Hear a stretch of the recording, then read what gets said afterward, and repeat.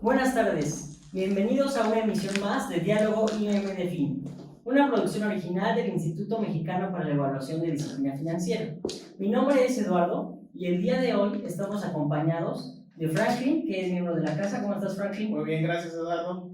Gracias por estar aquí. Y el día de hoy tenemos un invitado especial que no necesita presentación, todavía es que es un actor político desde hace muchos años y que estamos muy honrados porque nos acompañe. ¿Cómo estás, Ulises? Bien, Eduardo. ¿Cómo te Gracias. sientes?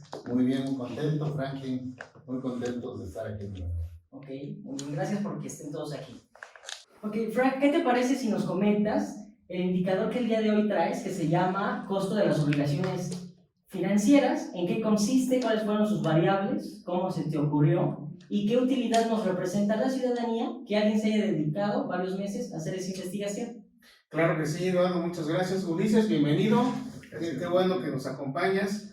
Esto, sin duda, es un ejercicio democrático. Pues hemos sostenido desde hace mucho tiempo, estimado Ulises, que toda la parte de presupuesto del gobierno debe de estar traducida en un lenguaje ciudadano, ¿no? La realidad de las cosas es que los gobiernos van, vienen, y en todos los escenarios políticos de nuestro país, pues es información que al final al ciudadano no le está llegando como debería, ¿no? Inevitablemente nosotros, como una iniciativa que tuvimos hace un par de años ya, tratamos de traducir esa información financiera para que lo pueda entender el ciudadano de a pie, ¿no? Que es el que debe de tener los elementos necesarios para que el día de mañana pueda ejercer un voto, pero de manera informada, que es lo más importante para nosotros, ¿no? En ese escenario, Eduardo, Ulises, trabajamos en un indicador que tiene que ver con el costo de las obligaciones financieras en nuestro país. Hicimos un concentrado de toda la información de deuda pública que ha habido en los últimos 5 años en este país, y es precisamente que a raíz de la Ley de Disciplina Financiera nos dimos a la tarea de investigar de manera profunda cuál es la situación de endeudamiento en los estados. Hasta antes de la emisión de esta Ley de Disciplina Financiera, pues era un total caos y desorden, ¿no? Aún así, hubo muchos gobiernos que en un orden específico, pues se hicieron de una deuda de manera responsable, pero tenemos casos específicos también, como un Coahuila, como olvidarlo, en donde hubo un endeudamiento sumamente irresponsable, que hoy por hoy los ciudadanos, al menos en Coahuila, pues siguen pagando las consecuencias y lo seguirán haciendo por los próximos 20 años, ¿no? ¿Qué hicimos en ese sentido? Hicimos una simulación, Ulises, Eduardo, una simulación en donde tratamos de llegar al punto en donde si el ciudadano en cada estado tuviera que pagar la deuda de su gobierno, pues ¿de cuánto estaríamos hablando? Es la pregunta, ¿no? Tomando en consideración los niveles de endeudamiento, pero también la población económicamente activa. ¿Por qué ella? Porque es la que genera. Finalmente ella va a pagar, ¿no? Exactamente, es la que tiene la forma en un momento dado de generar un recurso y poder enfrentar pues una situación de pago, ¿no? ¿Incluye al sector informal y al formal o solamente lo pusiste para informal? Población económicamente activa en términos del INEGI. Para que no haya el día de mañana una situación con algún tipo de sesgo, pues vámonos con la fuente originadora de la información, que en este caso es el INEGI, ¿no? Okay. Población económicamente activa. ¿Qué tenemos en este sentido? Tenemos una lista que va desde el estado de Aguascalientes hasta Zacatecas por orden alfabético. Tenemos por aquí una gráfica. El costo de las obligaciones financieras, pues vamos desde un Nuevo León, que en realidad haya un ciudadano común, como cualquiera de los que nos está viendo. En Nuevo León el costo de las obligaciones financieras sería de 6,524 pesos si lo tuviera que pagar en un año, más 1,457 pesos de intereses, ¿no? Ok, tú estás diferenciando, o sea, pudiste hacer un análisis diciendo esto es para amortización y esto es para saldo de, bueno, para pago de intereses. Es correcto, así es. Pesos. Más o menos, que es un tema, Ulises, de alguna manera manejable y en condiciones de mercado. Pero vámonos. ¿Nuevo León es el número 1? Nuevo León es el más alto, es el número 1. El más caro, por así decirlo, para la deuda de los gobernados. Para los ciudadanos, la carga más pesada para los ciudadanos, Okay. ¿no? En segundo lugar, lamentablemente, un Tabasco, y lo digo de esta manera porque si bien si bien es cierto que Nuevo León tiene un nivel de endeudamiento alto, pues también la riqueza que se genera ya es alta. Y hay que decirlo, pero en un Tabasco eso no sucede. Y tenemos un nivel en donde un ciudadano allá en Tabasco tendría que pagar 6.524 pesos de capital y un interés de 1.457 pesos también, ¿no? Para que veamos los contrastes, ¿no? Por un lado el 1 que es Nuevo León y por otro lado el 2 que es Tabasco, norte a sur, en donde los niveles de endeudamiento son muy muy similares. Tenemos un caso especial, amigas y amigos, en donde Coahuila, por ejemplo, el ciudadano tendría que pagar allá 2.600 pesos de capital, pero ¿qué creen? Tendrían que pagar 2.961 pesos de intereses. Entonces la razonabilidad del interés contra el capital es descomunal. O sea, ¿puede ser eso un costo ocioso de alguna manera? Costo ocioso, y más que ocioso, es qué está dejando de hacer el gobierno en acciones para pagar intereses. O sea, pareciera que era más importante tener dinero al precio que sea, con tal de tenerlo y sacrificar ciertas acciones. Eso es lo que precisamente la ley de disciplina financiera trató de evitar con estos procesos competitivos, ¿no? Lamentablemente este nivel de endeudamiento en su momento fue fuera del amparo de una ley de disciplina financiera que fue muchos más recientes, ¿no? Y también tenemos por otro lado, pues casos de verdad muy buenos, muy interesantes. Un Tlaxcala, por ejemplo, yo sé que es pequeño, pero recuerden que está comparado contra población económicamente activa. Tenemos un Tlaxcala en donde el nivel de endeudamiento por ciudadano es de 108 pesos. En realidad, pues yo creo que ha sido un tema bastante responsable. En su momento tenemos un Querétaro de 131 pesos por ciudadano contra 113 pesos de intereses. Ese es el pecado de Querétaro nada más. Hablemos de tu estado, estimado Ulises, ¿no? En el caso de Oaxaca tenemos un nivel de endeudamiento de 2.884 pesos por ciudadano con un interés de 640 pesos, ¿no? Que realmente estamos hablando más o menos de un 25% de relación de capital contra interés. Lo consideramos pues muy alto, ¿no? Definitivamente, ¿no? Si me permites aquí parar un poco en tu desarrollo, Frank, sí. Ya que estábamos con el caso de Oaxaca, creo que no podríamos dejar pasar la oportunidad que alguien que fue gobernador y fue ejecutor de gasto y las responsabilidades que eso implica, ¿cómo fue para usted, durante su gestión, manejar el tema del endeudamiento? ¿Es un tema sencillo? ¿O hay que hacer un aspecto estratégico? ¿Acudes con asesores? ¿Cómo se va realizando todas esas actividades? ¿Y qué utilidad tuvo para su gobierno el financiamiento? Bueno, mira, es un asunto de especialistas, quienes saben de presupuestos, quienes saben de flujos.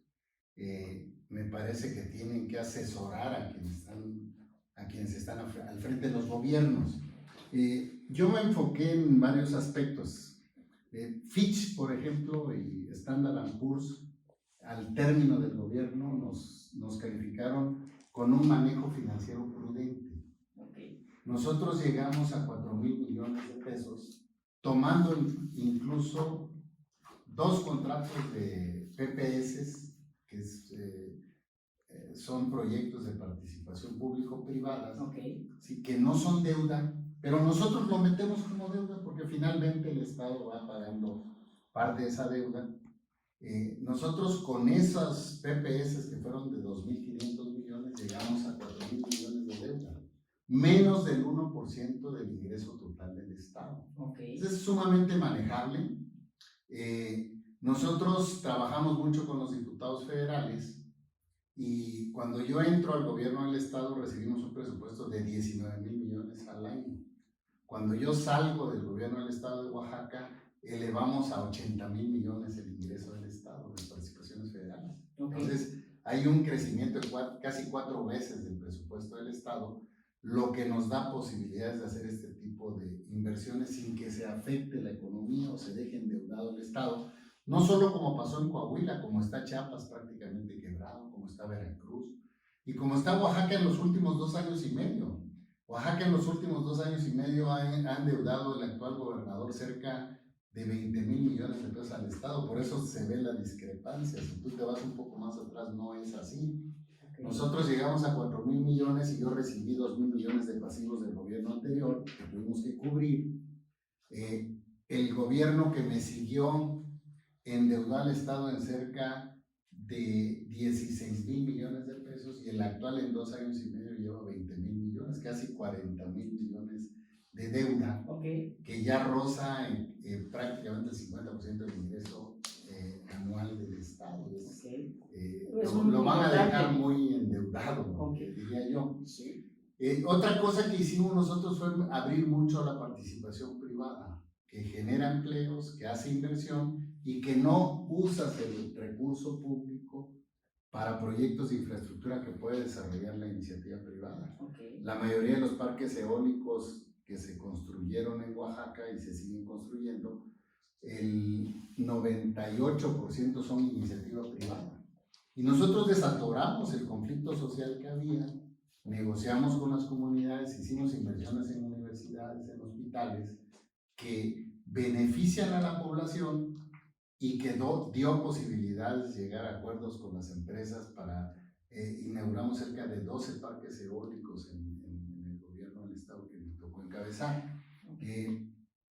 La carretera que hoy se construye a la costa, que ha estado detenida es dueña ICA ha tenido problemas financieros y que en un inicio la hizo la constructora, la empresa que es dueña del libramiento de Matehuala, San Luis Potosí, la vende a ICA por problemas financieros. ICA se atora en el sexenio de Peña Nieto y es una carretera que no se ha terminado, pero es 100% inversión privada. ¿Sí? Y nosotros en inversión pública le metimos fuerte. Por ejemplo, los PPS los usamos para sacar los 3 poderes de la capital del estado, construir las oficinas del Poder Ejecutivo, las oficinas, la ciudad judicial que le llamamos, y el Poder Legislativo, que ya no están en el centro histórico, en donde hicimos una inversión muy importante, en cerca de 5,000 millones de pesos invertimos en la capital, en empedrados, en cableados subterráneos, para rescatar mucho, restaurar mucho de lo que es el centro histórico de la capital, una inversión que nunca se había hecho en la capital y que implicó tener contratados a cerca de 500 albañiles diarios, una gran inversión en todo lo que eran los proveedores de los materiales, ingenieros de las diferentes constructoras que hay en Oaxaca que tuvieron trabajo de rama económica y generaron empleos. Solo en las unidades administrativas había cerca de 6,000 empleados trabajando cuando se estaban elaborando. Ok, aquí permítame interrumpirlo. Regresando al tema de lo que es una obligación financiera y que usted nos estaba comentando. En mi gobierno, como lo hicimos de alguna manera, hicimos mucha obra pública, pero de la mano, en vez de endeudarnos, de la mano de la iniciativa privada. Creo que el contexto nacional de alguna manera está cuestionando la participación, producto de grandes escenarios de corrupción, la participación del particular en obra pública. ¿Usted cómo puede defender de alguna manera que es provechosa para una administración pública que un particular meta mano y que no sea solamente decirle, bueno, es que lo que pasa es que la autoridad hace el negocio del particular, hace la obra como pueda y se retira el particular rico? ¿Cómo usted puede de alguna manera decir que eso sea una buena idea para que otros ejecutores de gasto pues repitan lo que fue la idea que usted se le ocurrió? Bueno, mira, el Estado no ha sido un buen inversionista. Okay. Normalmente las empresas públicas tienen un exceso de corrupción. A mí me parece que regresar al populismo, no tomar acciones con relación al desarrollo del país, es parte de cómo está hoy México. México está a punto del colapso. México está viviendo prácticamente una recesión económica que puede desembocar en una devaluación, que van a ser pérdidas de empleos y donde se va a afectar a la población más pobre del país. Si tú ahuyentas los capitales nacionales o extranjeros, si tú no montas un marco jurídico para garantizar que esas inversiones se hagan en el país y se hagan sin corrupción ni moches, que es muy fácil tapar este tipo de prácticas, estamos alejando capitales que pueden generar la reactivación económica del país. Y si tú además dejas de hacer inversión pública, hoy en este presupuesto que van a aprobar el 15 de noviembre, casi no hay inversión pública. La mayoría de los recursos económicos y recortando rubros importantes como salud, como educación, entre otros, se está canalizando al desarrollo social. Y el desarrollo social no solo está aprobado en México, sino en otros países, no genera desarrollo económico, no genera crecimiento económico y no se genera desarrollo. Estar dando el dinero, como lo está planteando el actual presidente de México, es lo mismo que hizo el PAN y el PRI. Y el país tiene 53 millones de pobres. Y seguramente cuando acabe el gobierno de López Obrador, si no hay revocación de mandato, ahora que la van a aprobar, seguramente el país va a crecer en pobreza, cerca de 60 y tantos millones de pobres se habla. Entonces, vivir en el asistencialismo no le ha dado resultados en México. El mejor termómetro son 53 millones de pobres. Insistir en el mismo asistencialismo, porque Andrés Manuel está planteando lo mismo que traía el PRI, nada más le cambian de nombre. Pero, anticipando una pregunta, dice, ese asistencialismo es copiado de PRI y PAN, pero si usted hace unos meses quería ser presidente de uno de esos partidos, sí, claro. ¿Cómo usted de alguna manera podría decir que ese asistencialismo fue incorrecto para la patria y usted quiso encabezar un partido que fue su principal promotor? Porque lo que estábamos proponiendo en ese entonces, que ya es historia pasada, pero lo voy a repetir porque estás preguntándomelo, sí, era un cambio profundo en el PRI, un cambio profundo en el proyecto de nación. Alejarnos del asistencialismo no quiere decir cancelar el desarrollo social de este país, pero hay un desarrollo social activo. Nosotros lo hicimos en Oaxaca. Nosotros, en lugar de dar dinero directo, hacíamos invernaderos, por ejemplo. Y hoy de los principales productores de jitomate son incluso migrantes que vivían en Canadá y en Estados Unidos, que se regresaron a producir, son de los principales productores de jitomate en Oaxaca. Están comercializando ya con Walmart, con este tipo de tiendas de autoservicio, la producción de jitomate, pero de igual forma en otro tipo de inversiones de invernaderos. Por ejemplo, estamos produciendo chile habanero en Oaxaca, que se exporta totalmente a China. Se está produciendo calabaza. Hay una serie de cultivos que le pueden generar un ingreso a la población pobre, que le generan un ingreso en el que se integran al desarrollo económico del país y dejan de percibir este tipo de asistencia social para que el Estado pueda cubrir otras zonas de pobreza. Pero si esto tú no lo combinas con inversiones de la iniciativa privada, es muy difícil que salga adelante el país. Por eso nosotros estamos planteando, por ejemplo, ¿qué le estamos diciendo a López Obrador? La refinería de Tabasco es fallida, no va a dar resultados, quedan 15, 16 años de petróleo. Se va a hacer una inversión que no es dinero de López Obrador, es dinero de los mexicanos, es dinero de todos los que pagan impuestos o pagamos impuestos a la federación. Entonces, en 3, 4, 5 años la mayoría de los carros se va a manejar con energía eléctrica. Pero además, no solo los coches, la industria. Tienes que apuntar hacia el desarrollo de las energías limpias y tienes que usar, porque además es muy contaminante, cada vez menos la energía carbónica como es el petróleo. Entonces, apostarle a estar construyendo refinerías es dinero que se va a ir a la basura y dinero que van a pagar los mexicanos, no los va a pagar Andrés Manuel López Obrador, porque incluso ya no va a estar en la presidencia de México para ese entonces, cuando se termine la refinería. El Tren Maya, por ejemplo, se lo acaba de ofertar a la iniciativa privada, pero la iniciativa privada saben que ese tren va a estar subsidiado por vida, le va a costar a los mexicanos de por vida. Ellos dicen sí lo construimos, pero no queremos la concesión, porque saben que es un proyecto fallido. ¿Por qué no mejor hacen la carretera de Lázaro Cárdenas, Michoacán, a Tapachula, Chiapas, que pasa por Michoacán, Guerrero, Oaxaca y Chiapas, que son los 4 estados más pobres de México, donde hay un paraíso escondido que son las costas del Pacífico en estos 4 entidades, donde se caracteriza que hay zonas y territorios tomados, delincuencia organizada, población indígena prácticamente en su totalidad, pobreza extrema y con un desarrollo en donde la inversión es incluso desde la propia autopista una concesión a la iniciativa privada, el desarrollo turístico que genera miles de empleos, que pueden sacar de la pobreza estos 4 estados, los más pobres de México, y en todas las zonas de la montaña donde hay pobreza y pobreza extrema, metan proyectos productivos como son los invernaderos, que han dado un espléndido resultados. A nosotros nos dieron resultados en el gobierno, aunque no tuvimos los recursos económicos para hacerlo a gran escala, que es lo que necesitan estos estados. Okay. Eso último que me comentas me recuerda a algo que trae, digo, hay que recordar que estamos en un foro del Instituto de Disciplina Financiera, ¿no? Y eso último que comentas es lo que se denomina, o por lo menos así me está sonando, algo que es la inversión pública productiva, ¿no? Que es de alguna canalizar para un beneficio de la población, una rehabilitación o compra o cierta atención a una obra en especial.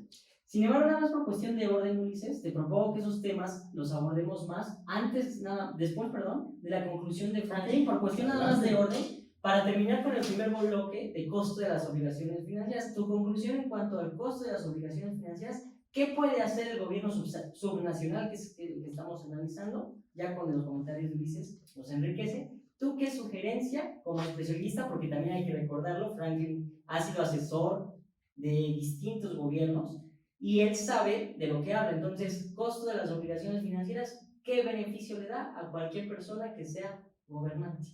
Y yo, ciudadano, ¿qué me recomiendo? Miren, yo considero que el tema de las obligaciones financieras ha sido manejado de una manera equivocada en este país. La primera pregunta que es obligada en esta materia, bueno, ¿cuál es el destino de las obligaciones financieras? ¿Cuál es el destino de la deuda pública? Hoy por hoy, si revisamos las estadísticas, muchísimos de los recursos que se piden vía financiamiento o deuda de corto plazo, pues es para pagar gasto corriente.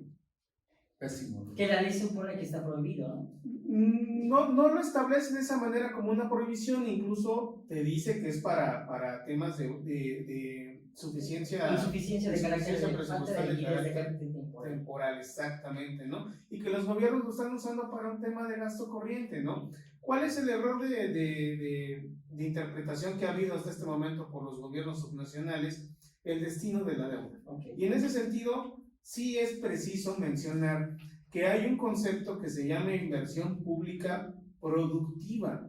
La inversión que estás haciendo como gobierno debe de producir algo y es más allá de un bienestar, ¿vale? Entonces, hoy por hoy se está confundiendo el asistencialismo con un nuevo concepto que se llama inversión social. Y eso es a lo que le tenemos que apostar hacia el futuro como gobiernos.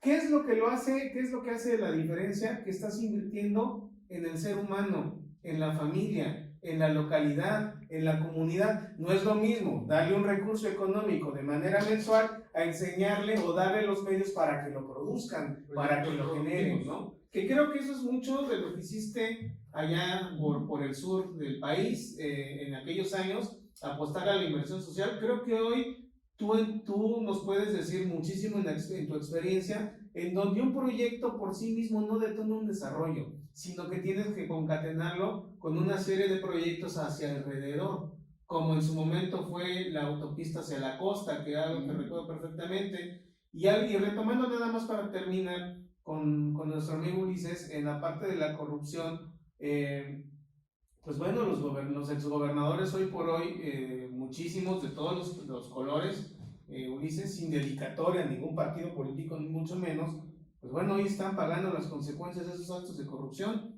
Yo recuerdo, y corrígenos en este momento, bueno, al menos en tu gobierno, pues tuviste hacer observaciones y por eso estás aquí tan tranquilamente. Fuimos el estado más auditado del país. Yo goberné con un partido, fui gobernador por el PRI, pero goberné con un presidente de la República, con 2 presidentes de la República de Acción Nacional, Fox y Calderón, me tocan a mí la presidencia, y fuimos el estado más auditado de México. Fue el estado que más se le practicaron auditorías, más de 50,000 millones de pesos se auditaron en Oaxaca, ninguno derivó en peculado. Se creó la Auditoría Superior del Estado, se creó el INAI, el Instituto de Acceso a la Información Pública, órganos que no existían en Oaxaca, se le quita al Congreso local y se crea la Auditoría Superior del Estado, y todos esos mecanismos ayudan a la transparencia y el uso de los recursos públicos. Entonces, a mí me parece que no es solo eso, acabamos de mandarle una carta ayer al presidente, una agrupación que yo coordino a nivel nacional, se llama Movimiento por el Rescate de México. A mí me parece que tenemos que unirnos todos los mexicanos. Yo soy del PRI, yo estoy convocando a los priistas, pero va más allá del PRI, porque el verdadero riesgo es el gobierno de ocurrencias que tenemos con López Obrador. Es un presidente que hoy amanece y presenta un plan nacional de gobierno cada día, depende de sus ocurrencias, y eso es gravísimo. El ahuyentar capitales, el estar amenazando permanentemente a la iniciativa privada, aleja los capitales que pueden generar una fuerte inversión para generar empleos. Los números no mienten, el crecimiento del país en este año es cero. Sin embargo, él en sus números, que deben ser pues yo creo que de otro país, dice que vamos muy bien en la economía, como dice que vamos muy bien en la seguridad, y un país que tiene inseguridad y que tiene un planteamiento fallido, una estrategia fallida ya en el esquema de darle seguridad a los mexicanos, ahuyenta también los capitales, ahuyenta el turismo, ahuyenta la inversión. Justamente en eso, para concluir esta parte, Ulises, derivado de este actual gobierno, y hay que decirlo como es también, uno de los déficits presupuestales que hoy por hoy está viviendo los estados en su conjunto, pero creo que más todavía los municipios, porque los recursos no están fluyendo hacia los estados y los municipios, ¿no? ¿Y eso en qué va a terminar, Eduardo, Ulises, en qué va a terminar todo esto? En que vamos a endeudarnos, pero sin un objeto social, porque ese dinero se va a usar para cerrar un ejercicio en las prestaciones de las nóminas, por ejemplo, ¿no? En el pago de los servicios que sin ellos no haces gobierno, como la energía, las telecomunicaciones, en fin. Ya para concluir, es que sí necesitamos tener una mayor conciencia como gobernantes al momento de solicitar un financiamiento, porque esto es lo que sucede, estas gráficas pues no mienten, ¿no? No es posible que sigamos sosteniendo un nivel de endeudamiento que incluso todos en este momento, la gran mayoría, están pegados a ese 6% de sus ingresos, que es el techo de endeudamiento. ¿Qué va a suceder mañana? ¿Qué es lo que sigue? Técnicamente hoy ya tenemos una recesión en 8 estados. ¿Qué esperamos? ¿Que sean los 32? Okay. Porque eso vamos a llegar el día de mañana, ¿no? Muy bien, gracias Franklin. Ya para cerrar este bloque de costo de las obligaciones financieras y empezar el bloque 2, que siento que Ulises está ansioso de comentarnos, creo que es un aspecto muy importante que hay que tocar.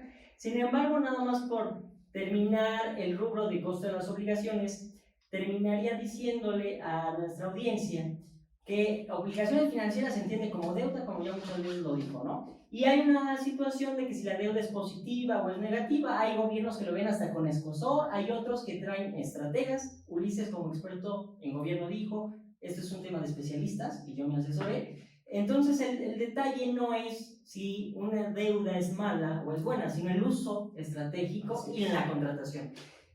Para un aspecto de la ley de disciplina financiera, para terminar con un dato, es que para el 2008, por ejemplo, para que veamos cómo estaba la situación de la deuda subnacional, es que representaba el 1.7 del Producto Interno Bruto. 1.7 representaba la deuda de los estados y la Ciudad de México. Pero para 2016, la deuda subnacional era el 3% del Producto Interno Bruto, creció bastante. Vamos a compararla con una entrada que es súper importante, participaciones federales, de lo que vive el 99% de los gobiernos en este país. Representaba en 2008 48% de las participaciones, la deuda.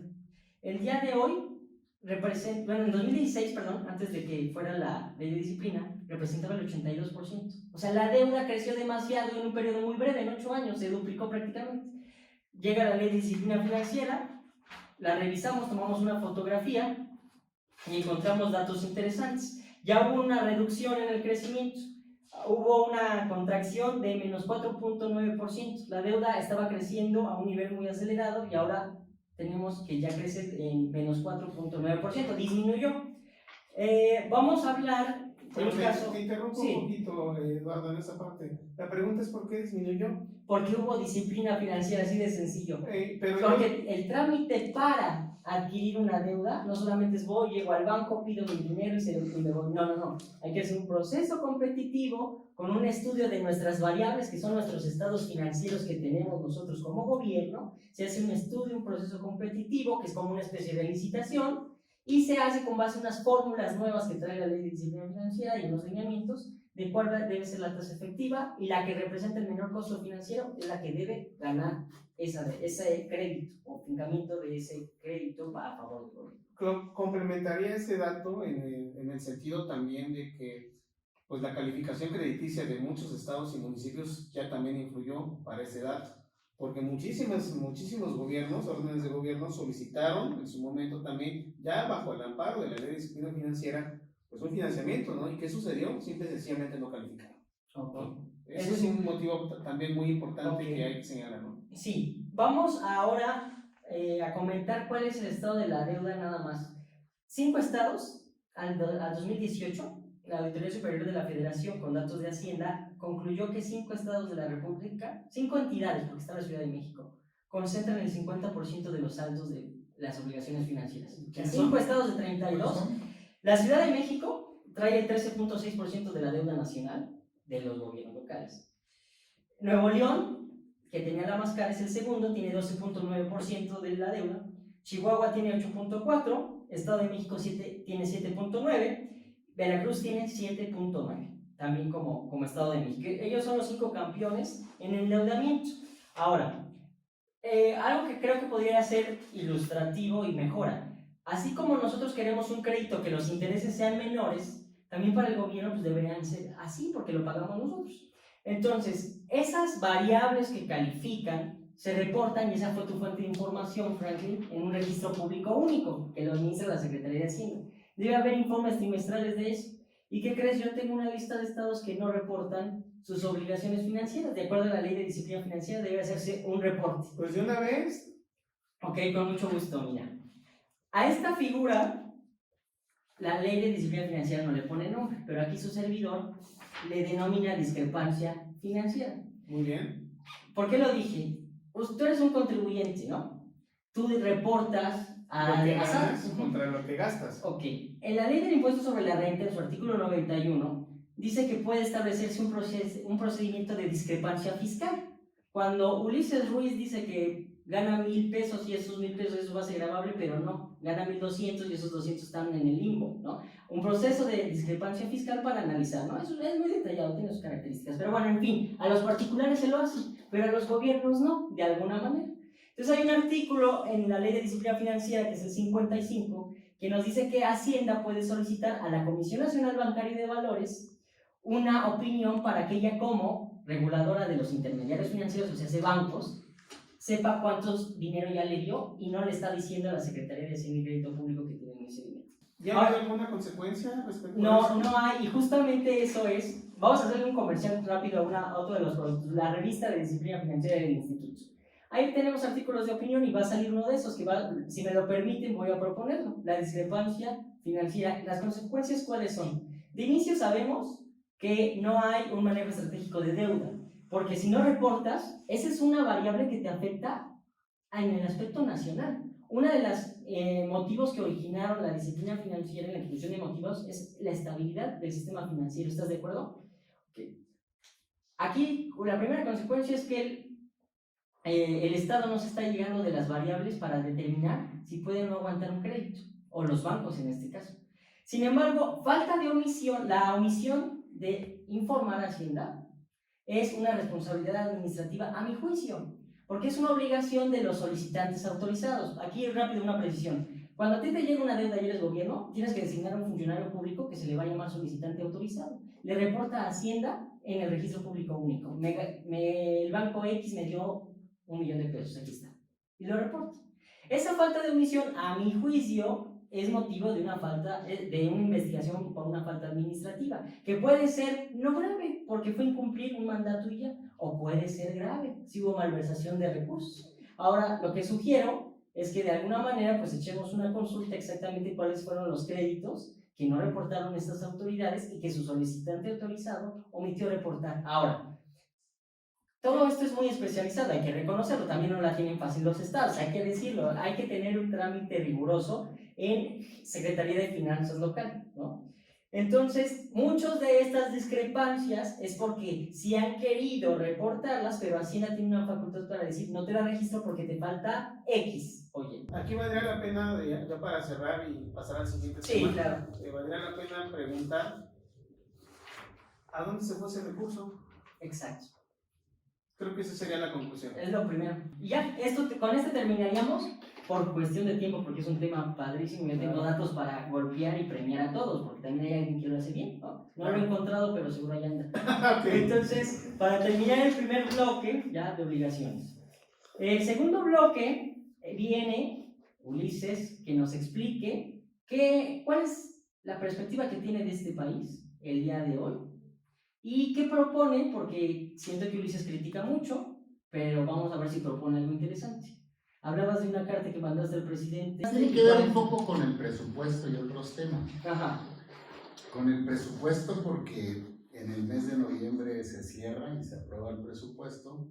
Hay muchas quejas de las autoridades municipales, de los gobiernos estatales. No hay recursos económicos. Hay parálisis económica o recesión, como le quieran llamar ustedes, en prácticamente todo el país. Hay una priorización del presupuesto hacia el asistencialismo puro que no da buenos resultados. No solo en el país, en otros países, pero en México no ha dado los resultados este asistencialismo puro que hoy es lo mismo con otros nombres. Y lo que estamos planteándole es que se revise el presupuesto. A mí me parece que... ¿Qué parte del presupuesto en especial? ¿O en general? El presupuesto que tiene que ver con el federalismo fiscal, tiene que ver con un replanteamiento de fondo de los recursos presupuestales de los estados, de los municipios.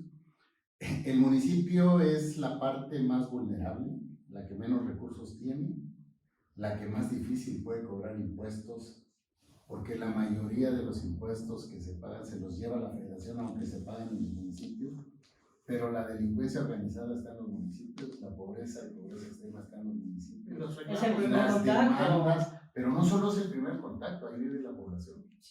Entonces, si tú no compartes, le quieres exigir a los municipios responsabilidades, transparencia, que participe en los problemas nacionales como es el combate a la delincuencia organizada, tienes que fortalecerlos económicamente y tienes que compartir los impuestos con ellos. No es municipio cobra el predial. Primero porque el predial no es suficiente para asumir las responsabilidades que tienen los municipios. Y segundo porque es muy impopular cobrar el predial. Te genera prácticamente un enfrentamiento con la población como autoridad directa. Pero el IVA, por ejemplo, ¿por qué no le dicen a los estados, quédense ustedes con el 6% y el 10% lo cobro yo? Y cobran conjuntamente. Y vas fortaleciendo las finanzas públicas de los gobiernos estatales, pero sobre todo de los gobiernos municipales, y sí tiene que haber un órgano rector que priorice la inversión en los rubros que se requieren, porque también... Pero ese órgano va a ser político, va a ser una administración... No, tiene que ser un órgano técnico-financiero. Okay. O sea, tiene que ser un órgano que te diga, estos proyectos te van a generar reactivación económica para que no se vaya a las camionetas, al gasto corriente, a las oficinas de lujo, que en algunos casos se da con muchas autoridades municipales o con gobiernos estatales, o el propio gobierno de la República. A mí me parece que algo que regule los proyectos estratégicos de cada región, de cada estado, regionales, municipales y estatales, e incluso regionales que abarquen regiones del país. O sea, un verdadero federalismo y no demagogia. Porque te repito, todos le exigen a los municipios, pero a los presidentes municipales los reciben con gases lacrimógenos. No los dejan entrar. No les quieren. Pues en Chiapas hasta asesinaron hace poco un presidente municipal. No solo eso, en el Palacio Nacional. O sea, el Ah, presidente- ya te entendí, ya te entendí. Cuando Al palacio no, puedes ok. llegar y quemar las puertas y no pasa nada, porque Ah, ya, cuando fueron los alcaldes. son gente que votó por López Obrador. Pero si llega una autoridad municipal, muchos de ellos que son ejemplos de administración, a plantear recursos los reciben a golpes y los mandan a la Cámara y a ver cuándo los reciben, cuando el presupuesto va a aprobar el 15 de noviembre. Entonces, ¿quieres que los gobiernos participan y contribuyan al combate a la delincuencia organizada, que es un lastre en el país? Fortalece los recursos. Les recortaron los recursos en seguridad. Varios presidentes municipales se quejan porque les redujeron los apoyos presupuestales que tienen que ver con la seguridad. Entonces, ¿cómo la van a enfrentar? Claro. ¿Y cómo les vas a exigir que la enfrenten? Pues tienes que fortalecerlos económicamente. Y tienes que hacer inversión pública. Si no hace inversión pública el gobierno de la República, no va a haber crecimiento, desarrollo y generación de empleos. ¿El gobierno de la República directamente o que le pase recursos a las entidades, a Los tres. municipios y ellos lo ejerzan? Tienes que revisar en el federalismo fiscal cuáles son las responsabilidades, los presupuestos y quién le va a entrar. ¿Quién va? Pero hay un rubro fundamental. Necesitas el marco jurídico para que quien tiene los recursos, la iniciativa privada, nacional o internacional, tenga la confianza de invertir. Sin corrupción y sin moches. Ese es otro asunto.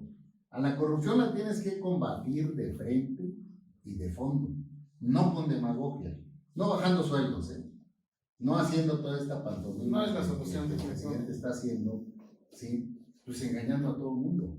No, aumenta las penas. Nosotros en un documento pasado, no este último, hablábamos incluso de revisar el marco legal, incluso instituir la pena de muerte. ¿Te parece a ti? Meterlo a la discusión. Hay países que resolvieron los problemas de corrupción instaurando la pena de muerte. Y nadie roba. Yo te voy a hacer una réplica ahorita, pero estaba echando la mano a Franklin y que vaya primero Franklin y ya luego tú vas a tener. No tenía una idea que lo sugerías. Sí, yo creo que sí, en algún momento lo leí. Traición a la patria, En algún momento. peculado, Ahorita lo recomiendo. violadores y delincuencia organizada. Ok, vamos a analizar. Ulises, estamos hablando de una nueva visión o enfoque de federalismo hacendario, en una Debe de. vertiente fiscal. Quiero entender que tu propuesta va en un escenario de utilidad y responsabilidad compartida. ¿Es correcto? Sin duda. En donde deben de existir ciertos parámetros muy claros, en donde qué le toca hacer a cada orden de gobierno, en el entendido de que tenemos una gran bolsa de impuestos federales en este país, en donde suena bastante interesante que el recurso o la recaudación se quede en los estados y en los municipios y no darle esa gran vuelta que si recaudas un peso pues te llegan centavos, si bien te va, ¿verdad? La otra cuestión de... Y si te deposito, Perdón, porque una cosa es que lo tengas asignado. y Necesitas otra un cosa es- mecanismo compensatorio para las entidades que no tienen la potencialidad de los estados más desarrollados. Es correcto. Porque si te vas a lo que recabas de impuestos con lo que se deba quedar en los estados, pues dejas a estados como Oaxaca, como Guerrero, como Chiapas, en una franca Diferente. diferencia para obtener el desarrollo. Debe haber mecanismos de compensación e inversión prioritaria en proyectos prioritarios. Tenemos los recursos naturales para poder generar y sacar a esos estados de la pobreza. Justo en esta parte que acabas de comentar, desde mi punto de vista y creo que de la de muchas personas, la pobreza es pobreza aquí en China. Creo que en la experiencia que has tenido gobernando tu estado hace algunos años, creo que hay muchísimas áreas de oportunidad por allá, pero salvo tu mejor opinión, al menos en mi percepción, creo que el desarrollo tiene que ver muchísimo con la infraestructura carretera. ¿Qué opinas de eso, Ulises? Sin duda con la infraestructura carretera y con la inversión privada. Aquí te interrumpo un poquito, Ulises. O sea, y porque es un poquito complicado, porque los empresarios lo dicen, ¿eh? ¿Cómo voy a invertir en un país en donde no me dan la certeza? Claro. Por eso hay que generar el marco legal que pueda garantizar la inversión privada sin ningún riesgo. Sin ningún riesgo desde el punto de vista de la concesión que le des. Porque riesgo los empresarios tienen desde que invierten sus recursos económicos. Y los invierten con toda firmeza. Lo menos que tiene que hacer el Estado es garantizar un marco jurídico de seguridad de esa inversión. Porque el problema es que hoy amanece el presidente, se le ocurre expropiar y te deja sin inversión privada. Entonces, sí van los empresarios a las reuniones allá a Palacio Nacional, ya ahora vive en el Palacio Nacional. Los Pinos, por cierto, lo hizo Lázaro Cárdenas, compró Lázaro Cárdenas Los Pinos, porque no quería vivir en el castillo de Chapultepec como un emperador. Era muy ostentoso el castillo de Chapultepec. Por eso se compran Los Pinos, ese es el origen de la compra de Los Pinos.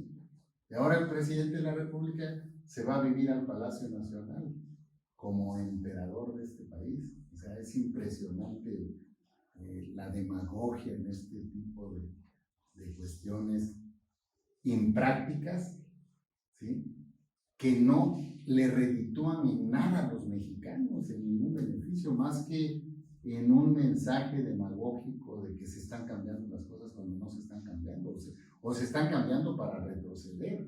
Entonces, a mí me parece que el Estado tiene que hacer inversión pública, pero la iniciativa privada también, con toda la seguridad. Y esta autopista que comentas, que a mí se me hace una idea fenomenal, brillante, ¿cómo consideras tú que pudiera hacerse una realidad? Digo, aparte de la voluntad del señor presidente, obviamente, ¿no? Mira, la carretera a la costa de Oaxaca es una inversión 100% privada. Es una inversión en el que tuvo problemas económicos ICA. En el sexenio pasado ICA la golpearon mucho, no ha tenido los ingresos y está detenida la carretera. Y le faltan pocos kilómetros, me parece que le falta como 40 kilómetros para terminar. De Oaxaca capital a la costa oaxaqueña. De Oaxaca capital a la costa, hoy se hacen, de Oaxaca capital a la costa oaxaqueña, hoy se hacen 6 horas, hay muchas curvas, es pura sierra. Con esta carretera se va a hacer 1 hora y media a 100 kilómetros de velocidad. Rapidísimo. Pues imagínate en 1 hora y media estar en la costa de Oaxaca, de la capital del estado, y de la Ciudad de México estarías a 6 horas de la costa oaxaqueña. O sea, tendrías turismo del Estado de México, de la Ciudad de México, de Veracruz, de Chiapas, de Puebla, que permanentemente estarían visitando nuestro estado, generando los empleos en una zona de pobreza como es la costa de Oaxaca, como es la Sierra Sur, por donde cruzas hacia la costa de Oaxaca, como es la Sierra de Guerrero, como es la Sierra de Michoacán y como es parte de la Sierra de Chiapas. Entonces, de una zona donde vive población indígena, alta marginación, territorios tomados, producción de estupefacientes, tienes un paraíso, porque son un paraíso las playas de esta parte del Pacífico, donde la temperatura del agua se mantiene todo el año a 30, 32 grados, o sea, en primavera, verano, otoño, invierno. Ese privilegio lo tienen pocas playas en el mundo y la belleza que se tiene, pero además zonas arqueológicas que se combinan muy bien con el turismo, que es la primera fuente de ingresos al país de recursos económicos junto con los migrantes. La segunda fuente, la primera son los migrantes, las remesas que mandan los mexicanos que están en los Estados Unidos, y que puedes, te repito, equilibrar, porque se va a generar un desarrollo turístico que le va a dar empleos no solo a los oaxaqueños, también a los chapanecos, a los guerrerenses, aparte del Distrito Federal, y a los chapanecos que viven en esa franja. O sea, no estamos aprovechando la riqueza natural que tenemos, que nos brindó Dios a esos estados de la República, y estamos viviendo en alto rezago, porque no ha habido un presidente con esa visión de nacionalismo en esos estados de pobreza. Y un presidente del sureste, como es López Obrador, no tiene la visión de desarrollo, incluso tiene el desaparecer Fonatur, el golpear la Secretaría de Turismo, que se esté reduciendo el turismo, no solo por la delincuencia organizada y porque está prácticamente suelta en el país, sino porque pararon los programas de promoción, de fomento, de desarrollos turísticos, por la visión corta o ciega que tiene con relación al turismo, cuando tienes una posibilidad de hacer de México un estado turístico en muchas de sus partes, junto con la riqueza histórica, el centro histórico de aquí de Durango y muchos centros históricos valiosísimos como son los centros en nuestros estados. Por lo que entiendo, Ulises, tú estás hablando, me suena a algo que había leído en cuanto a una teoría de la administración pública, en cuanto al qué papel le toca al Poder Ejecutivo realizar. Como, lo escucho y es como si fuera un maestro de orquesta organizando entre empresarios, sector público, algunas de sus instituciones para desarrollar una actividad. Porque vivimos en la pobreza. O sea, definitivamente vivimos en la pobreza. En otra dimensión nosotros lo hicimos. O sea, la mayoría de los parques eólicos en Oaxaca que ya están construidos se hicieron en mi gobierno. Y no los hice yo. Los hizo inversión francesa, española, mexicana, empresas mexicanas que pudieron lograr acuerdos con las comunidades, con los municipios. Nosotros sí jugamos un papel protagónico para construir esos acuerdos. Construimos universidades, en Juchitán, por ejemplo, la Universidad de Juchitán que construimos en esa época, construimos cerca de 14 universidades, se construyó en acuerdos para poder facilitar los permisos de la instalación de las torres eólicas de varios parques eólicos.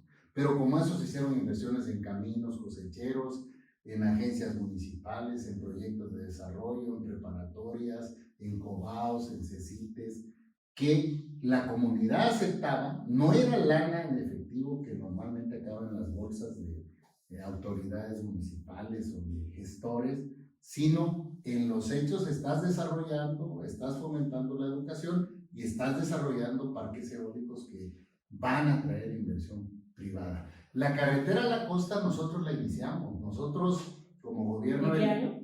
En el 2009. Nosotros como gobierno pagamos en ese entonces 400 millones de pesos de derechos de vía. Quedó totalmente liberado el derecho de vía de esa carretera. En 2008 empezó. Tan es así que el presidente Calderón en ese entonces me pidió la concesión, iba a ser una concesión estatal, ¿sí? Y cuando Calderón ve que están liberados los derechos de vía de esta autopista, me los pide. Y nosotros consideramos que Comunicaciones y Transportes tiene más experiencia, pues la federación tiene más fuerza económica, y nosotros donamos todo el derecho de vía que se había pagado por parte del gobierno del estado a la federación para que la federación hiciera la concesión privada que finalmente hoy es de ICA. Y mientras ICA tenga problemas económicos y se quiera construir esa carretera, no es con un discurso del presidente, eso es una mentira, o del gobernador que la ha inaugurado 7 veces en los últimos 2 años. O sea, pues llega el presidente, dice que va a acabar la carretera, llega el gobernador y dice lo mismo, y yo volteo y no veo a la gente de ICA, pues están engañando a los oaxaqueños. Oye, algo que decías ahorita de tu presunción en tu gobierno de que Secretaría de Comunicaciones y Transportes, dependencia federal, iba a tener de alguna manera más experiencia, pues a mí me surgió una duda, ¿no? Nada me acuerdo de Gerardo Luis Esparza y la carretera que dañó un hoyo, ¿no? Gigante hace un año, ¿no? El socavón. El socavón en Cuernavaca fue. Sí, en el carril express. Nosotros lo que proponíamos dentro de lo que le decíamos al PRIismo era expulsar a los corruptos del PRI, empezar por la casa, empezar por Peña Nieto, expulsarlo del PRI y de sus cómplices, Luis Esparza y todos los demás, ¿sí? A Rosario no la vamos a expulsar porque todo el mundo piensa que es del PRI, pero Rosario siempre ha sido del PRD. Rosario era de las consentidas de López Obrador. O sea, Rosario, toda su trayectoria política la ha hecho en el PRD. Yo no sé si esté bien o mal. Yo no sé si tenga delitos o no. Si tiene los delitos, tiene que pagarlos. Tiene que ir a la cárcel como está, si realmente son los delitos. Pero son ellos. Ok, a ver, una pregunta rápida. Y la otra, te comento, hablando de corrupción. Sí. Es como lo que dice siempre la Claudia Sheinbaum, la jefa de gobierno de la Ciudad de México. Sí. La ciudad está podrida, no funciona nada, no se hicieron los protocolos, hay mucha corrupción, no se hizo la construcción de los afectados del sismo, hay muchos problemas de drenaje, de drogadicción, de delincuencia organizada. Oye, tiene razón. Yo le firmo a Sheinbaum todo lo que ha dicho de la Ciudad de México. Llevan 30 años gobernando, entre otros López Obrador. 30 años gobernando, es la ciudad más corrupta de México. Es la ciudad más endeudada, tú lo dijiste en tus números. De hecho, traemos una... Nada más que 30 años la Ciudad de México ha sido gobernada por el PRD y por Morena.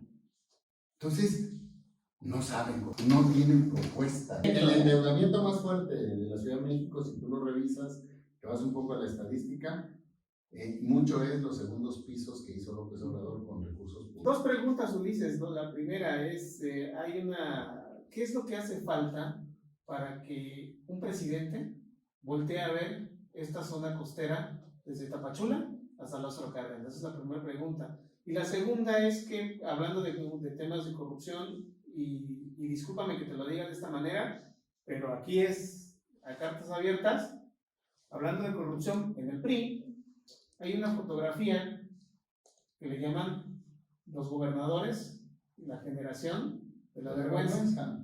Platícanos un poquito de esto. Mira, a mí me parece que el PRI ha hecho mucho por este país en los 90 años de existencia del partido. Es más lo que el PRI hizo bien para el país que lo negativo. Pero hace 30 años llegó al PRI una casta, los tecnócratas que les llamamos nosotros, y una generación de jóvenes que parecen una generación de asaltantes. Y no solo son del PRI, son varios más. Hay varios que deberían estar en la cárcel. Gabino fue, por ejemplo, de Oaxaca. Él fue priista. Altamente corrupto. Fue priista y acabó perredista. Pero está Juan Sabines en Chiapas, es cónsul en Estados Unidos, debería estar en la cárcel. Manuel Velasco es consentido de la transformación de Cuarta que encabeza López Obrador. Debería estar en la cárcel, el Estado está quebrado. Duarte y todos los que conocemos que están en la cárcel. Entonces, esa generación que se apoderó, que desplazó a la clase política, que generó una enorme corrupción, no son el PRI, son una parte del PRI. Okay. Por eso nosotros estamos proponiendo, seguimos proponiendo, ¿sí? Hay que expulsar a los corruptos del PRI. Hay que deslindarse de ello. Tú decías, yo cuando estabas queriendo ser, era candidato para la presidencia, sí, vamos a quería hacerlo. Pregunte, yo soy un ciudadano, gracias a Dios no, así pienso yo, no pertenezco a ningún partido político. Deberías.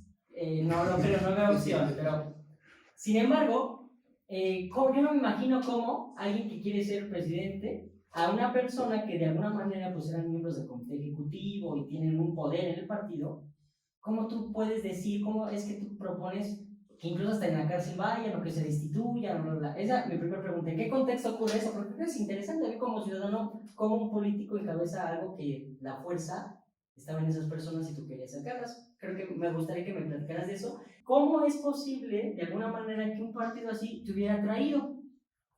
¿Por qué tú tenías una intención de haber sido, vamos a decirlo así, capitán de un equipo que tenía esos eventos de corrupción o esos fenómenos, ¿no? Y que fuera su trabajo, que hizo mucho por el país, pues era su trabajo en el partido, en el gobierno, no puedo decirle gracias por hacer el bien, pues para eso estaba, ¿no? Claro. Y dices, hace 30 años fueron, o sea, es como si fuera hace 30 años, se cambió el chip y arruinó, pero los 50, 40 años previos, ¿qué pasó? Ahí se hicieron las cosas. Pasaron muchas cosas, Pablo. Se creó la UNAM, se creó Pemex, se creó el IMSS, se creó el ISSSTE, se crearon instituciones que hoy siguen siendo y sirviendo al país, que hay que revisarlas, que hay que actualizarlas, que hay que modernizarlas, es diferente. Pero son instituciones que el país crecía a más del 5%, sexenios, infraestructura carretera, instituciones que siguen el Politécnico Nacional. O sea, son instituciones que no puedes entender el desarrollo de México si no existieran. Y sí, cierto, los creó el Estado, pero nosotros éramos el partido en el gobierno. ¿Ustedes eran el Estado? Éramos el partido en el gobierno, porque la contradicción que yo veo en ti es que lo negativo se lo dejas al PRI. No, yo lo negativo se lo echo a todos, ¿eh? Yo se lo echo a los nueve partidos que tienen registro nacional. Yo creo que el no haber tenido oposición durante tantos años, ¿sí?, generó corrupción dentro del mismo partido. Eso es un tema Hartazgo, interesante. la gente además vota por los cambios. La gente a veces, aunque tenga un buen gobierno, vota en contra porque quieren explorar si hay una mejor posibilidad de desarrollo, ¿sí? Y cuando cometes errores, lo primero que tienes que hacer es reconocerlos si quieres cambiar.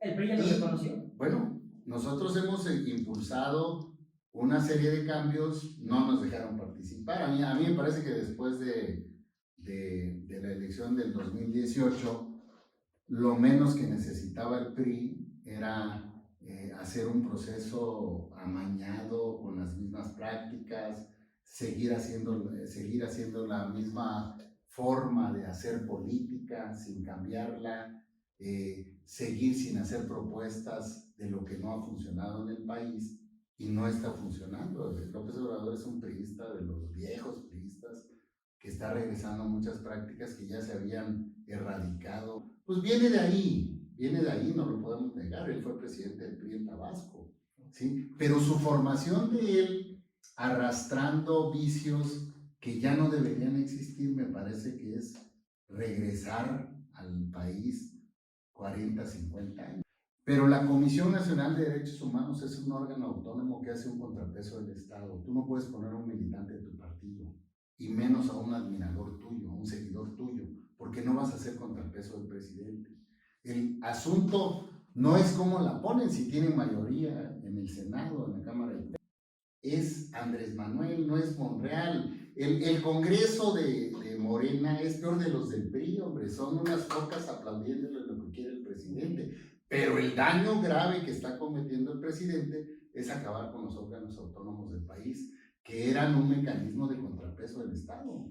Aquí sí me gustaría hacer un paréntesis, porque esa idea creo que es muy importante. Yo ya lo había pensado hace un tiempo. Sin embargo, un órgano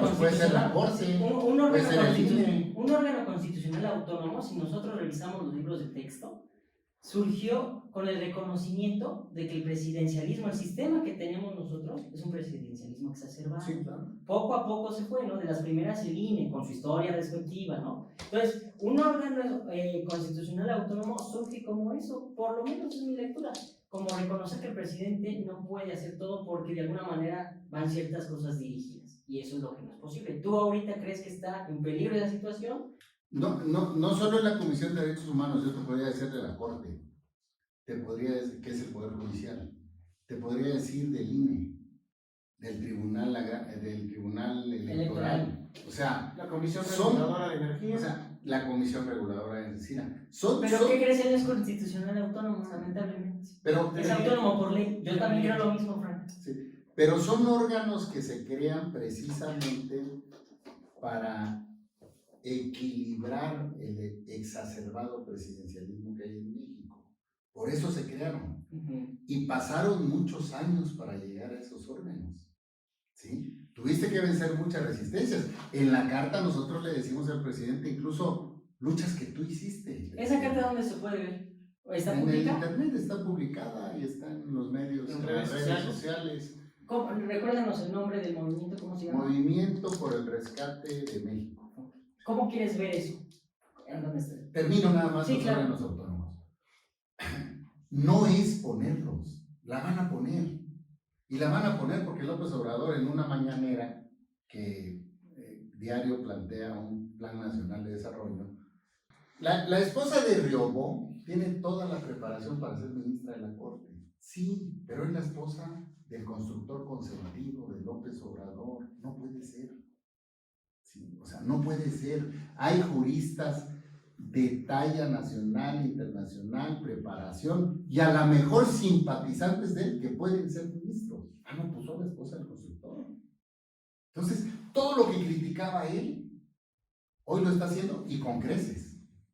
Por eso tienes que hacer un planteamiento de país diferente, con propuestas diferentes que vayan hasta propuestas polémicas con las que muchos pueden no estar de acuerdo, pero tienes que discutirlas. ¿Cómo vas a parar la corrupción? Con penas de lo más alto que se puedan establecer en el país. Y yo te diría, me acordaste mi réplica. Revisa incluso la pena de muerte. En unos países ha dado un espléndido resultado. Ahí, por una situación más de derecho, que es mi perfil, estoy completamente en desacuerdo contigo. Discúlpame, Luis, todo No, lo que no, acabas no. de decir, creo que son muchas cosas coincidiría. En esta es una que no. Porque, mira, si tú dices que la pena de alguna manera su función es ser ahuyentadora de la conducta, el segundo robo es muestra de que no funcionó.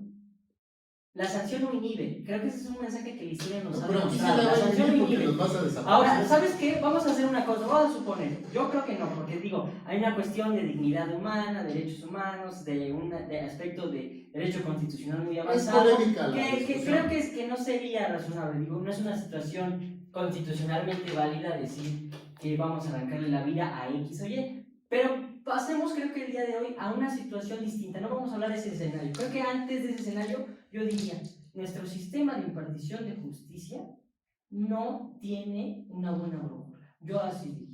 Yo no puedo decir favor de que me corten las manos o que me asesinen cuando el día de hoy, Bronco. como Bronco, que es número 1 en coste de las obligaciones financieras, por decirlo. Yo no podría decir eso, Ulises, por un temor. El día de hoy en la cárcel no está el culpable, no, sí, está el pobre, que es parte una vez más del tema con el que empezamos esta discusión. El pobre es el pobre, el carcelario es el pobre entre los pobres. Entonces, yo no podría decir sí al corrupto. Por supuesto que el corrupto es una situación que daña muchísimo a generaciones, pero de alguna manera, algún día yo no soy corrupto y tal vez algún día me señale a alguien de corrupción. Sí, pero es eso... un peligro, hay que analizarlo. Por eso me pondría mal, primeramente. Pero a ver, una cosa es que no apliques bien el Estado de Derecho. Otra cosa es que cometas injusticias metiendo a los pobres a las cárceles por se robaron una despensa o por necesidad.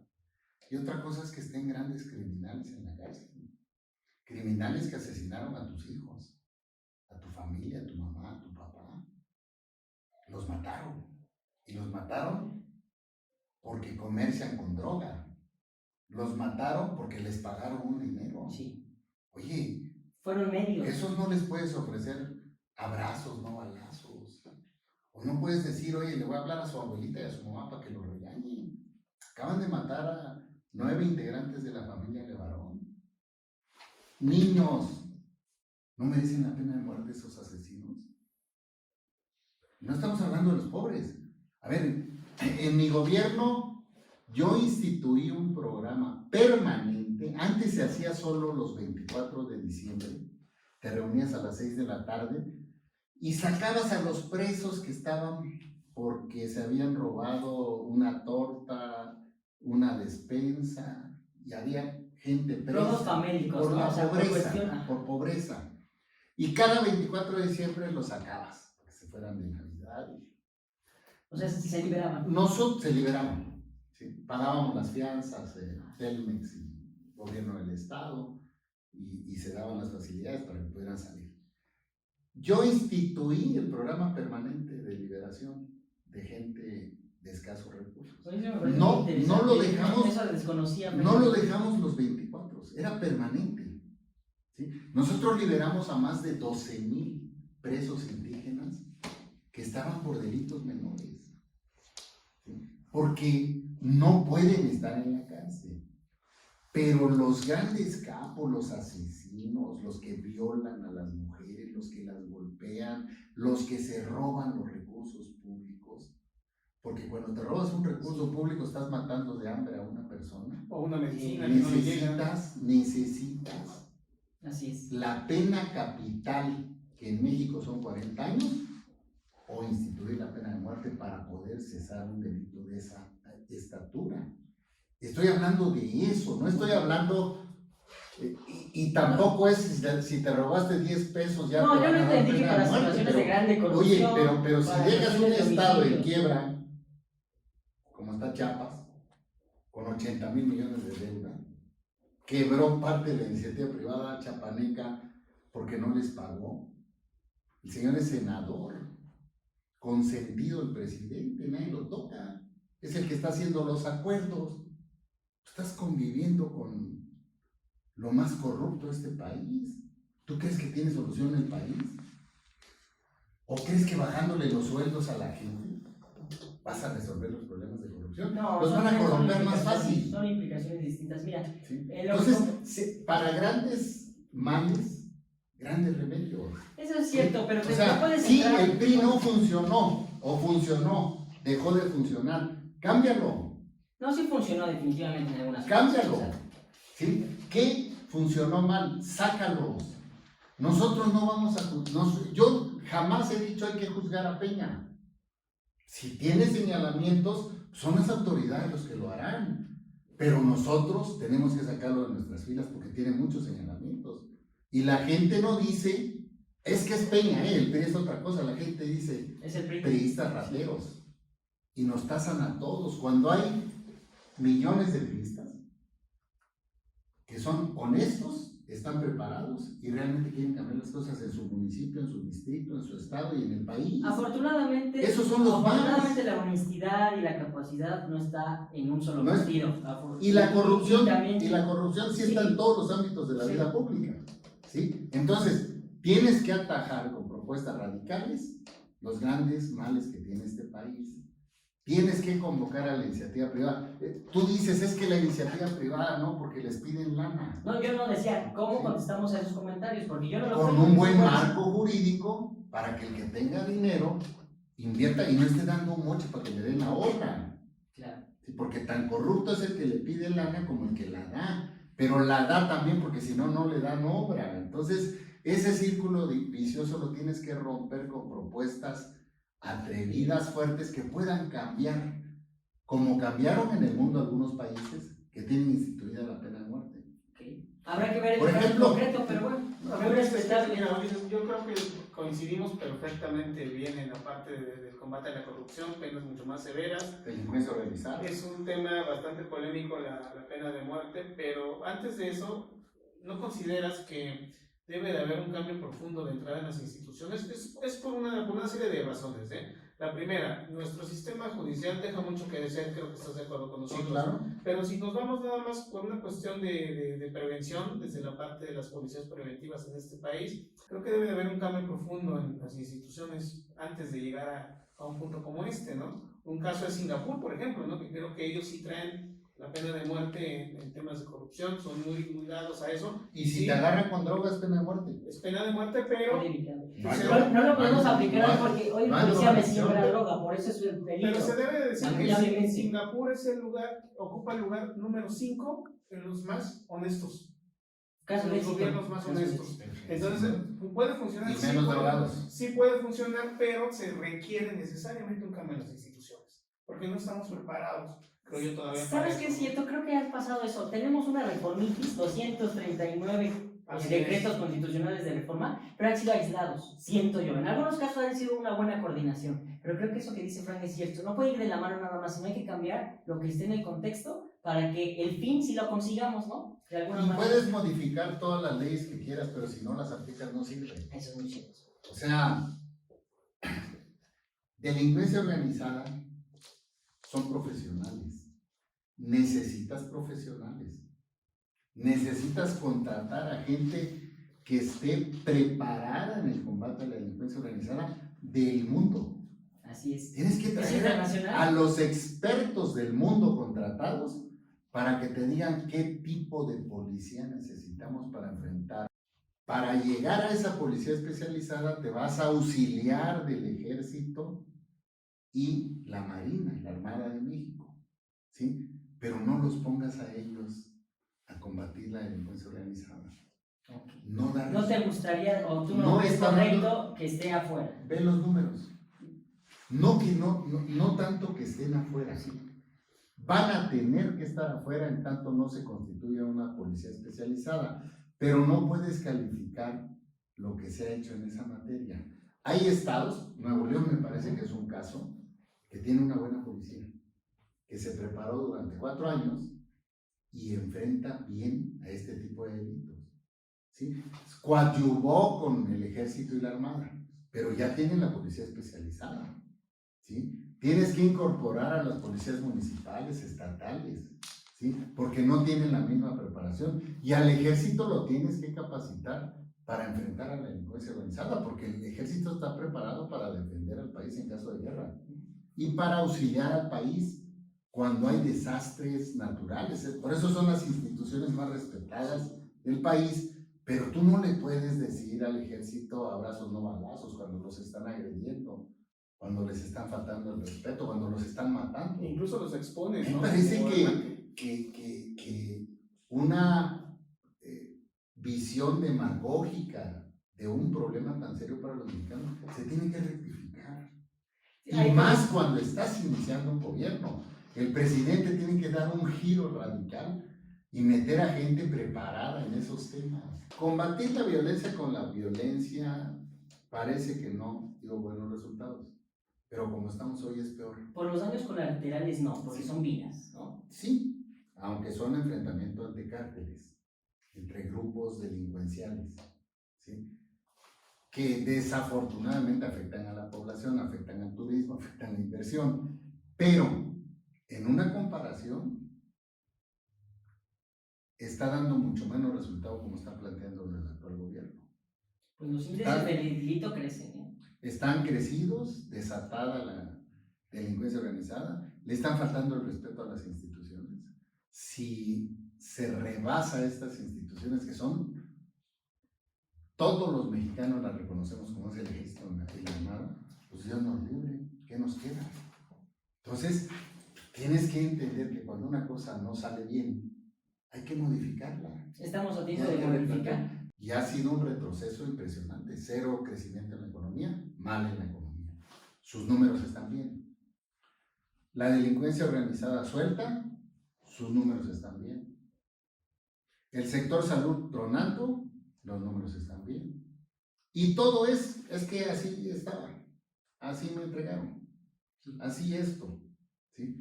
¿Cuándo va a asumir su responsabilidad de presidente? ¿Cuándo va a dejar de echar culpas ajenas?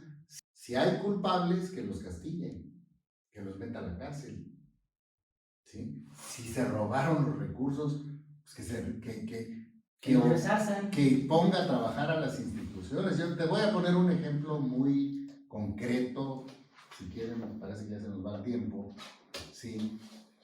El aeropuerto de la Ciudad de México, el Texcoco, pasó a todas las empresas del mundo, técnicamente hablando y financieramente hablando. Si hay corrupción alrededor de la compra de los terrenos, de todo lo de alrededor, aplica la ley, pero no quites ese proyecto que hasta hoy demuestra ser la mejor propuesta de aeropuerto que necesita el país. Casi 50 millones de usuarios en los próximos 10 años. Lo cancela arbitrariamente con una consulta patito o gancito. Y con un costo, porque finalmente sí hubo una indemnización que... No solo un costo, con ese costo hubiera acabado el aeropuerto. Y va a construir un aeropuerto que no tiene proyecto ejecutivo, que no tiene permisos, que tuvo que simular que es de seguridad nacional para poder brincarse todos los amparos, que tiene ruinas arqueológicas, que hay una población que está inconforme con su construcción, ¿sí? Que todos los expertos técnicos en materia aeronáutica, las empresas mundiales de aeronáutica te están diciendo que no va a funcionar correctamente y sigues insistiendo en eso, como es el Tren Maya, como es la refinería, y estés cancelando proyectos estratégicos donde el país incluso se decía con números de los especialistas, que iba a aportar un 3% de crecimiento al país, la sola construcción del aeropuerto.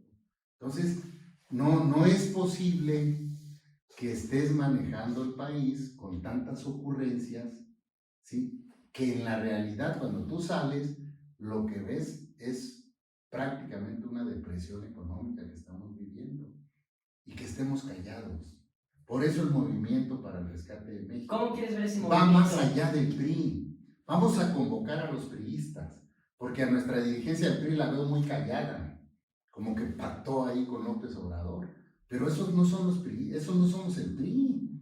Somos mucho más priistas que pensamos que se deben cambiar las cosas, que debemos ser una voz crítica, que es una de las tareas de la oposición, pero una voz también que esté haciendo propuestas. El documento habla de propuestas concretas. Así es. En el sureste, como las debe haber aquí en Durango, como las debe haber en la región, donde tomes el parecer de la gente de los estados, de la gente de las regiones, y que ellos que tienen la experiencia, viven los problemas diarios, puedan desarrollar con un proyecto de nación diferente, que es el que estamos proponiéndole a los mexicanos, para que quienes coincidimos en que no estamos de acuerdo en cómo se está gobernando el país con ocurrencias e irresponsabilidad, nos unamos para poder vencer y parar esa transformación de cuarta que hoy demagógicamente nos está llevando prácticamente al voladero en materia económica y en materia de seguridad.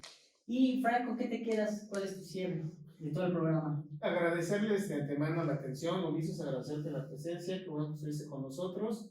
Y bueno, pues seguir continuando con estos espacios de reflexión. Indudablemente los temas financieros pues es algo que es una fuente inagotable de controversia, de trámite, y en donde indudablemente también vamos a seguir poniendo nuestro grano de arena para que ustedes estén informados. Ojalá te volvamos a tener en este espacio, Ulises. Claro que sí. Hay muchísimas cosas que platicar y creo que una voz como la tuya sería bastante interesante escucharla. Pues agradecerles la oportunidad de platicar, dialogar de forma abierta, libre, sin ninguna traba. Dirección. Sin ninguna dirección, Sí, sin ninguna línea. Si pensaban que hay un guión, no es mi gráfica, ¿eh?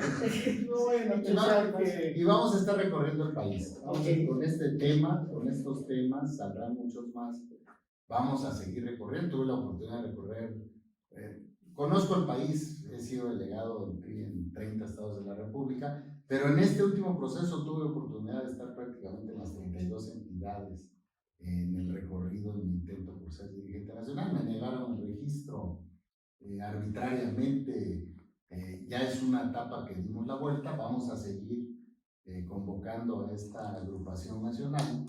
Vamos a formalizarla, vamos a establecer comités estatales, comités municipales, y vamos a seguir caminando convocando a lo mejor de los mexicanos que coincidan en que el país necesita una propuesta que realmente pueda transformarla y no aprobar, no permitir que este gobierno de ocurrencia le siga haciendo daño al país. Excelente, gracias Franklin, gracias Ulises. Los felicito por el programa. Finalmente yo, antes de terminar, quiero agradecerte, Ulises, que viniste a este espacio. Espero que vengas varias veces, porque tienes un criterio que a veces muchas personas no lo quieren escuchar, pero es indispensable que esté al alcance de todos. Tuvimos nuestras diferencias, es normal, pero gracias por venir. Fíjate que me decís, ya vas a participar. No estoy seguro. No lo creo. Pero la doctrina me lo impide. Pero gracias a ustedes por escucharnos una vez más.